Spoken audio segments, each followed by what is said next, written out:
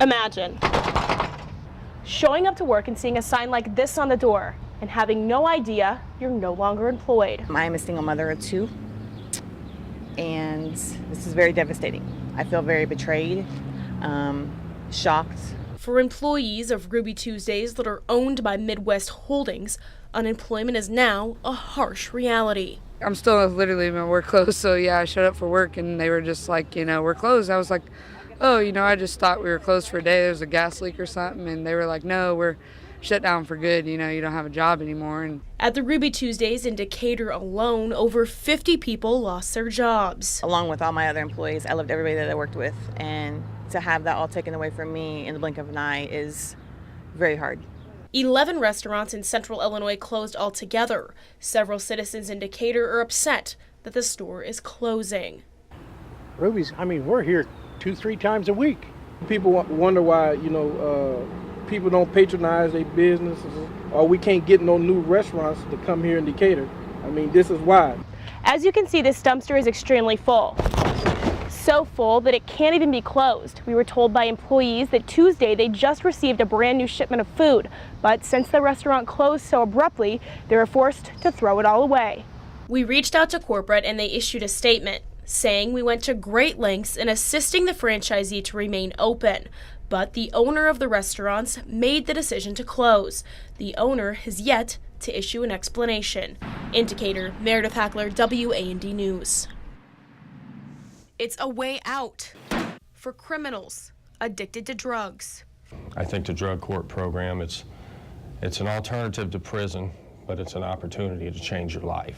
Troy Polium knows firsthand the consequences of drug addiction. I was addicted to heroin and crack cocaine, and along with that comes criminal charges eventually. Troy is no stranger to drug court. He went through the program in 2014. I went from homeless, looking at prison time, divorced. The program changed his life and family. I have a job I didn't even apply for. I'm remarried to the same lady that divorced me. I am back with my kids. Troy now counsels people who walk in the shoes he once wore. The program did a lot for me. If it wouldn't have been for them, I'd probably still out there be doing the same thing. Criminals are given instructions on what they can and can't do. The goal is not to punish them in hybrid court. The goal is really to give them positive reinforcement and help them learn the skills that they need to become sober people. Hybrid court is not only helping felons, but taxpayers as well. There are a lot of cost savings that are involved to the state and the county by keeping these folks out of prison. $15,000 per person is saved by stopping addiction rather than placing someone behind bars. If you have a drug problem, you're not going to get treated for that problem and sitting in prison. One report shows $500,000 has been saved in Macon County since the program started 3 years ago. One of the most rewarding things about hybrid court is you get to see folks that become sober. Many of them find jobs and are able to work. They mend family relationships that have been broken because of their addictions, and it's very, very rewarding. Since 2014, 69 people have graduated from drug court. Another 7 joined them last week. Because everything's about choices, the choices we make. And people don't need to explain that to you. You just need to look at yourself and understand it. I'm just happy with the results. I'm clean, I'm sober. I don't have to look at my shoulder no more when if the cops are there. So that's a pretty good feeling. Transforming the lives of those on the edge of self-destruction by giving them the opportunity they need to take a step in the right direction. A ringing signifying years spent battling cancer. I think by being upbeat and having such a great support team, that has helped me a lot along the way. Barb has had that same attitude for nearly 20 years,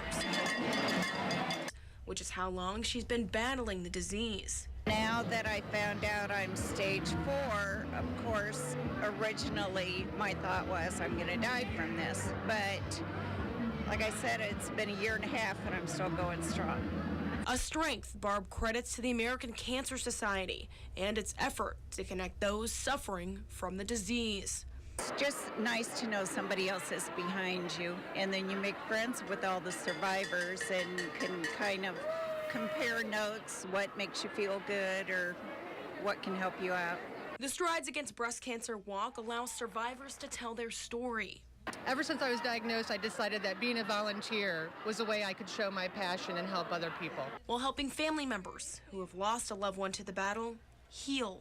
Even though I've lost my sister and it's hard for me and my family, it just also, I have met so many new people, and it's just very uplifting to know that these people have a place to go at the American Cancer Society. Fighters receiving encouragement.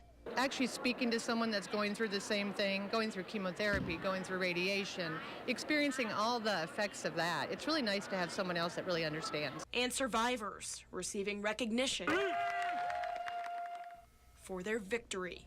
In Springfield, Meredith Hackler, WAND News.